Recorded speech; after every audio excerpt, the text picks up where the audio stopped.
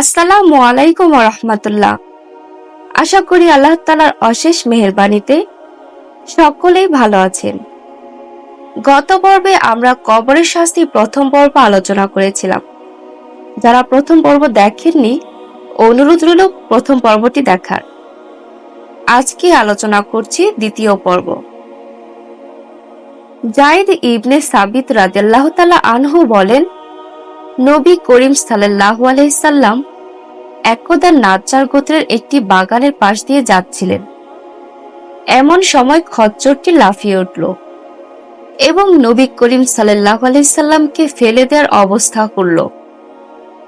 দেখা গেল সেখানে 5টি কিংবা 6টি কবর রয়েছে। তখন নবী করিম সাল্লাল্লাহু আলাইহি সাল্লাম জিজ্ঞেস করলেন, এই কবরবাসীদেরকে কে চিনে? তখন এক ব্যক্তি বলল, আমি চিনি।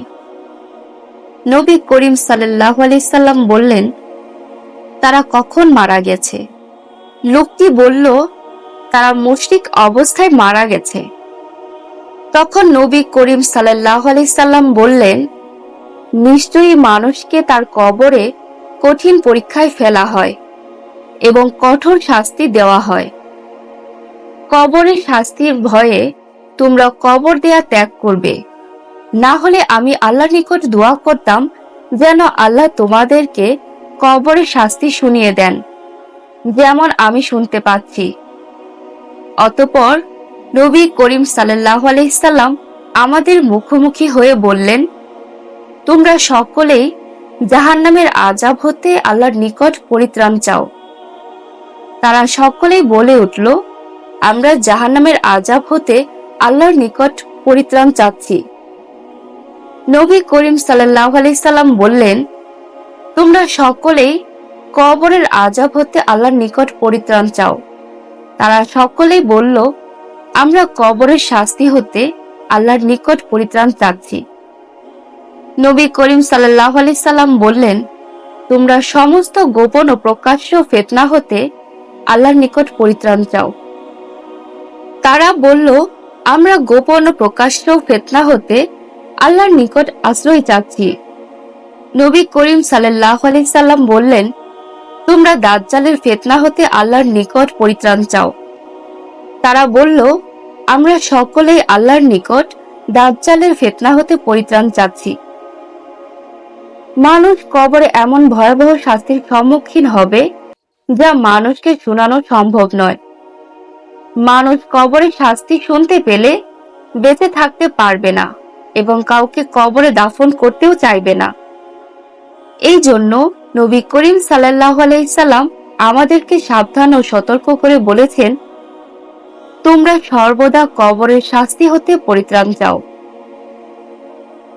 আবু হুরায়রা রাদিয়াল্লাহু তাআলা আনহু বলেন, রাসূল পাক সাল্লাল্লাহু আলাইহি সাল্লাম বলেছেন, যখন মৃত ব্যক্তিকে কবরে রাখা হয় তখন তার নিকট নীল চক্ষু বিশিষ্ট দুজন কালো বর্ণের ফেরেশতা এসে উপস্থিত হন।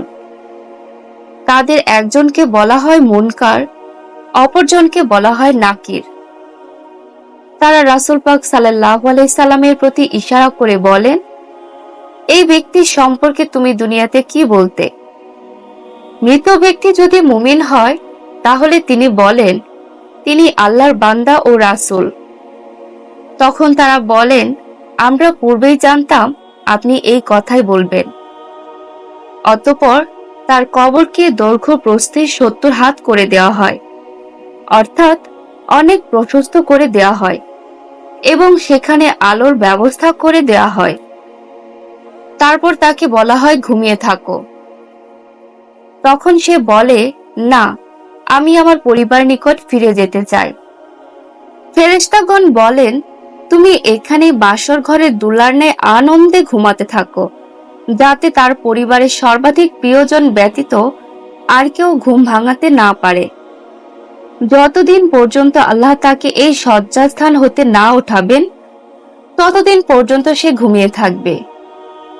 আর মৃত ব্যক্তি যদি মুনাফিক হয় তাহলে সে বলে, লোকে তার সম্পর্কে যা বলতো আমিও তাই বলতাম, আমার জানা নেই তিনি কে। তখন ফেরেশতাগণ বলেন, আমরা জানতাম যে তুমি এই কথাই বলবে। তারপর জমিনকে বলা হয়, তোমরা এর উপর মিলে যাও। সুতরাং জমিন তার উপর এমনভাবে মিলে যায় যাতে তার এক পাশের হাড় অপর পাশের দিকে চলে যায়। সেখানে এভাবে সে শাস্তি ভোগ করতে থাকবে কিয়ামত পর্যন্ত। কিয়ামতের দিন আল্লাহ তাআলা তাকে তার এই স্থান হতে উঠাবেন।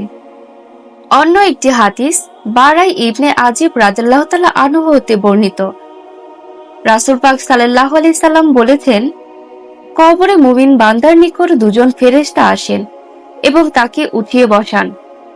অতঃপর তাকে জিজ্ঞাসা করেন, তোমার প্রতিপালক কে? সে বলে, আমার প্রতিপালক আল্লাহ।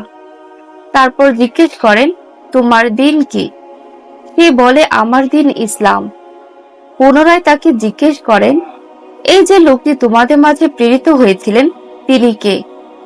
সে বলে, তিনি আল্লাহর রাসূল সাল্লাল্লাহু আলাইহি সাল্লাম।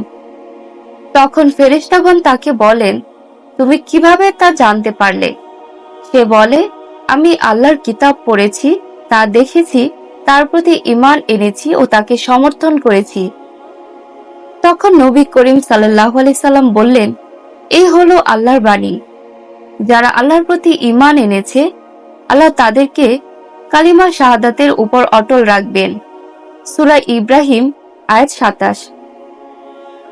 তারপর নবী করিম সাল্লাল্লাহু আলাইহি সাল্লাম বললেন, এই সময় আকাশ হতে আল্লাহ তাআলা বলেন, আমার বান্দা সঠিক বলেছে, সুতরাং তার জন্য জান্নাতের একটি বিছানা বিছিয়ে দাও, তাকে জান্নাতের পোশাক পরিয়ে দাও এবং তার জন্য কবর হতে জান্নাতের দিকে একটি দরজা খুলে দাও। সুতরাং তার জন্য তাই করা হয়। নবী করিম সাল্লাল্লাহু আলাইহি সাল্লাম বলেন, ফলে তার দিকে জান্নাতের সুগন্ধি আসতে থাকে এবং ওই দরজা তার দৃষ্টির সীমা পর্যন্ত প্রশস্ত করে দেয়া হয়।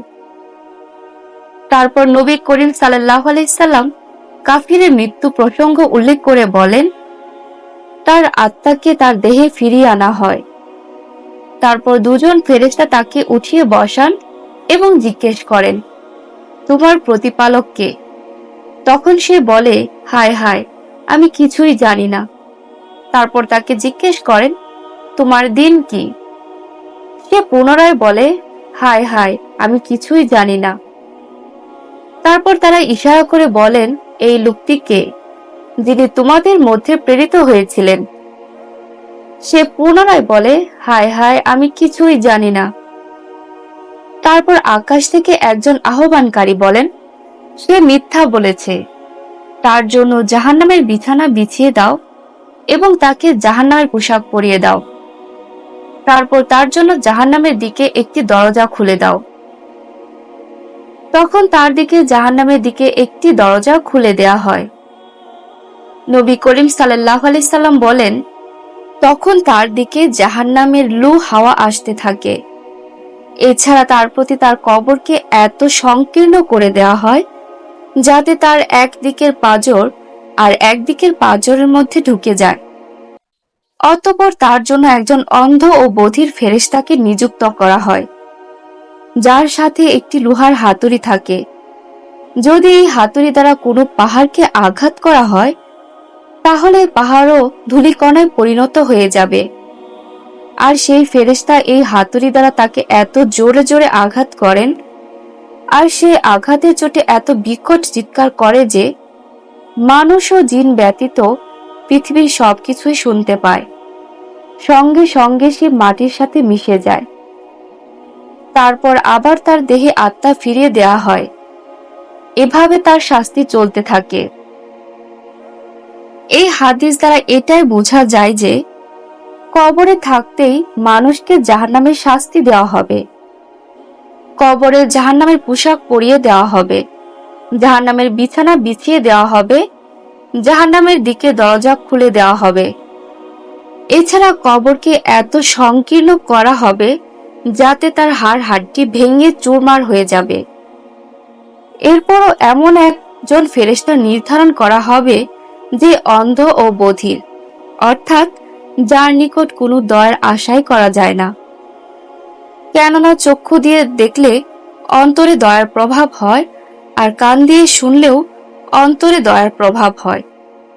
কিন্তু এমন একজন ফেরেশতা যে চোখেও দেখে না আর কানেও শুনে না, তাই তার নিকট দয়ার কোনো আশা করা যায় না।